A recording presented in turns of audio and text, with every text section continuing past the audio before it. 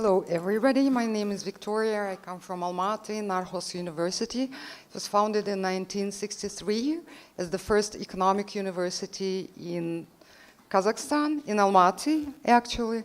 And by now, in 2018, we have different programs that not only include economic programs, but programs like computer science, law, social work, whatnot. Over the last 3 years, we've been transforming our university, and we realized that creativity is the key component for our development. And when I'm talking about creativity, it's not only creativity among our students, it's also creativity among our team and faculty, you name it.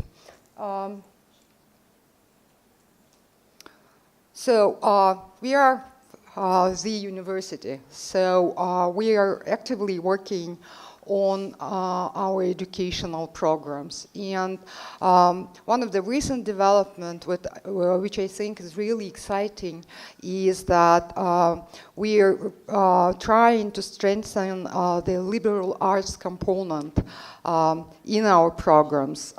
We are trying to change not only what we teach, but also how we teach. And we are not trying to tell our students what to think. We want them to learn to just think and to make their own opinions.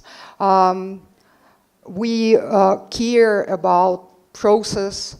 Not less, we also care about the content. It would have been real difficult to do this if there wasn't for a team that is really, and I'm proud that I'm part of this team, people who are dedicated to doing research. It's sufficient to say that two of the authors of mapping of creative economies in Kazakhstan are Dana Ahmed and Ewan Simpson, who are working at Narxoz University. And I'll tell you a bit more on what we've done since 2015. It was interesting when we looked into syllabus of a compulsory course that was called Introduction to Entrepreneurship, that it was mainly somehow about definitions. So the first thing the students would hear when they come to this class would be, and then they had to kind of write it down, definition of entrepreneurship, and then entrepreneurship is. And then it was really boring. And we turned it into trying to get our students interested in coming up with small but exciting ideas and trying to scale them and develop them into something meaningful. We've also 3 years already passed since we decided, unlike many other universities, not to create our own business incubator formally, but we got in partnership with what now is acknowledged is one of the most successful business incubators in Kazakhstan. And this was Most Business Incubator. And one of the founders of it was here, Zinaida, over there. We've agreed back then that Narxoz will provide the venue, and we won't tell the most people what to do. They will remain independent. And the only condition was that our students and our faculty members would have free access to any event or hackathon that was conducted in Business Incubator. And also, most team helped our faculty into further developing the entrepreneurial skills of our students. Yeah, also the one of the interesting things was that we've been discussing it with some of our colleagues during lunch, like, and one of the questions that I heard before lunch was like, what public policies are needed to support creative thinking or creative economies? And my first thought was like, if only the officials won't stay in the way, that would be the best public policy. Because once we let our students come up with their own ideas, again, about 3 years ago, they were so excited that for now we have more than 25 different students' organizations where we're just helping them. And they are doing everything themselves. And,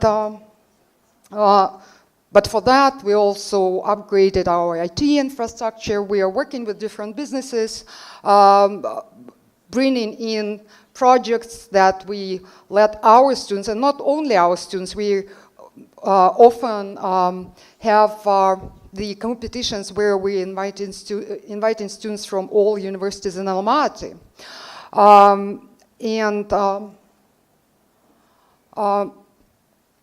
A week ago, yeah, it's exactly a week ago, we opened this new creative hub that is called WeArt, and it was with the support of the Utimurata Foundation, but the idea, it was born within the Narxoz team that we've got to do something to help kids, and not kids, young people in the age of 15 to 21 who come from really poor families or from orphanages, and at that age they're just there by themselves and they don't know what to do.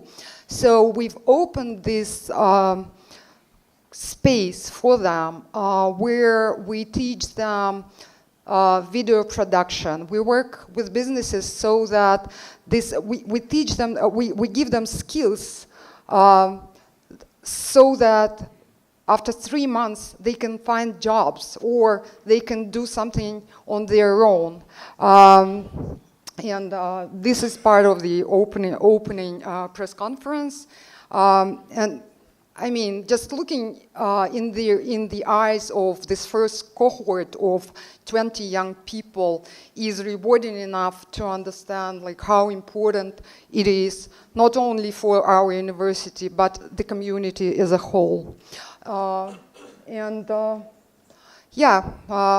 are one of the 8 universities that participated in this Creative Spark initiative, together with Coventry University, which, as it was already mentioned, will become the culture city in 2021. And we'll be working together with Coventry University Social Enterprise, which is CUS. Again, I hope it's going to bring a lot to all of the partners in this project. And in the end, I want to say it's not an easy work. It's still like for all of these 3 years, we've been, doing mistakes, reflecting, trying to correct them. But it's like always great to learn from other people, from different projects. We are open for partnerships, and we are working to become, for our university to become the university of new creative economy. Thank you.